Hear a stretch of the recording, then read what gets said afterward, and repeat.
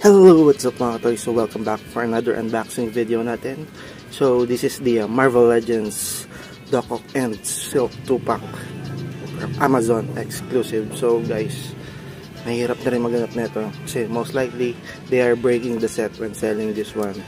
Tsaka medyo rare na rin talaga siya. Ang hirap niya hanapin in the market. So tara, unbox na natin siya.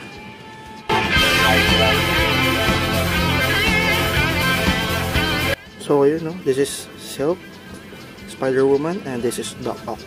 So guys, just like what I said, ang hirap na rin maghanap nito, napaka-rare na rin niya in the market. And ayun nga, you know, look at the art of the box.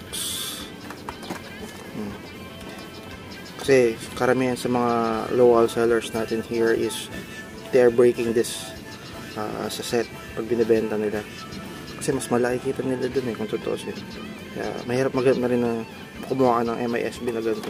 Buo siya. So tara, silipin na natin.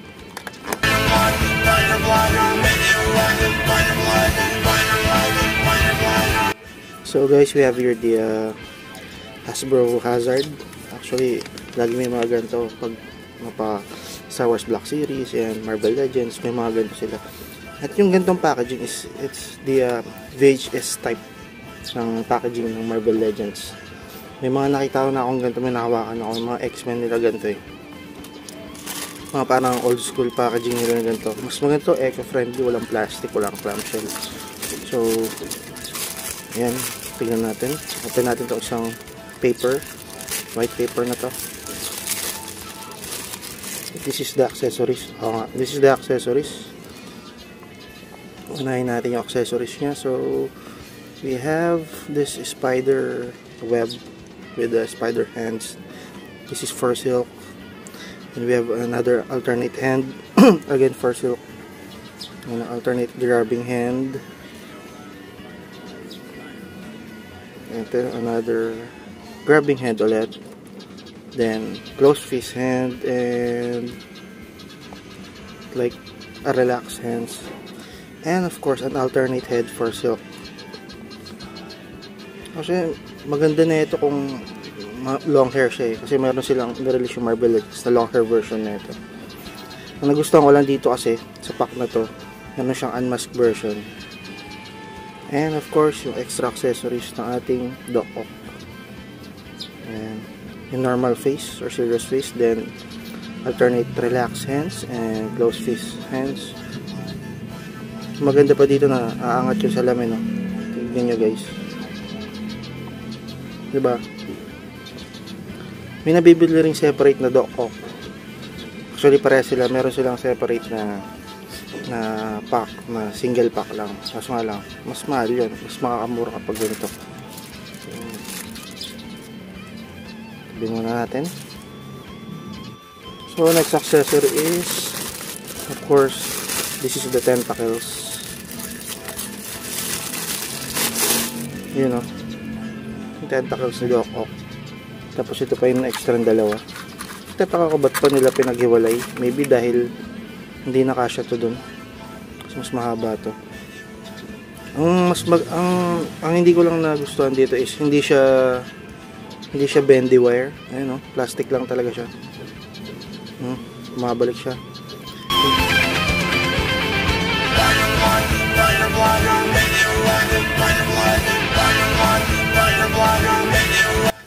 Okay, let's open Silk.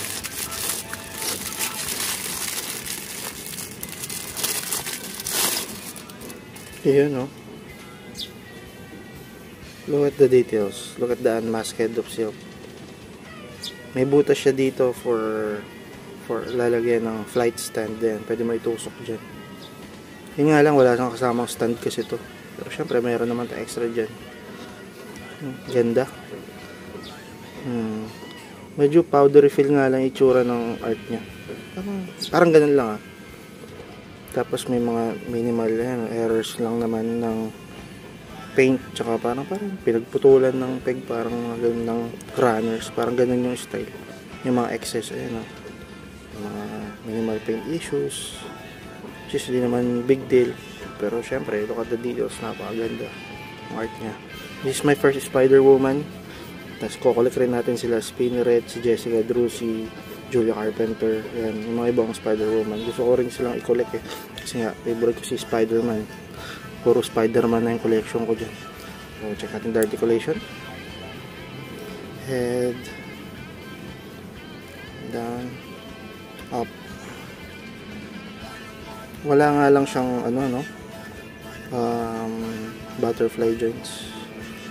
Of course, the bicep swivel, the double jointed elbows, of course the wrist peg, tsaka yung up and down nya. Yung ab crunch lang sa ibabaw lang, which is lang yung mas nakakaliyad siya kaysa mas nakakayuko, diba? Mas okay sana mas nakakayuko siya for posing. And of course yung signature wrist peg ng Marvel Legends, wala rin siyang drop down, no? Tigas, paharap, hindi ka makakapagpatalikod dahil sa puwet. Yung kanyang knee articulation, yung maganda dito pag bago kasi matigas. And of course yung kanyang ankle pivot, and of course wala rin wala rin siyang toe joints. Ano ang ating botchog na dock-ok botchog. So checks natin the articulation. Halos hindi mo mapaangat eh, tsaka mapayuko, may mga smudge ng paint. Check natin, sobrang tigas. Ayan o, kanyang bicep swivel, medyo lumuwag na pag napapersa, medyo may kaluwagan konti. Kanyang double jointed elbows, wrist pegs, up and down. So, of course, wala rin siyang wrist swivel, walang joints. Ab crunch lang, which is hindi naman na rin maano. Left and right lang siya. Kasi nga, mataba.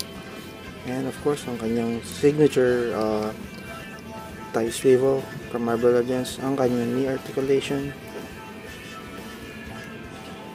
And of course, the ankle pivot. At wala ring toe joints. Overall, okay naman siya. Pareha sila overall.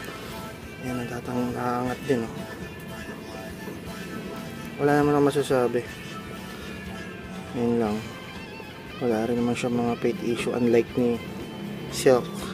Except lang sa smudge dito sa gilid, sa may leg. Yun lang naman. So, nagustuhan ko lang rin dito, just like what I said earlier, like a friendly packaging. Dapat ganito sana ginagawa nila sa Marvel Legends na naka-clamshell, tapos meron pa siyang kasamang Hasbro box para mas safe. Mas maganda yung ganito. So tara, let's have some post for both of them.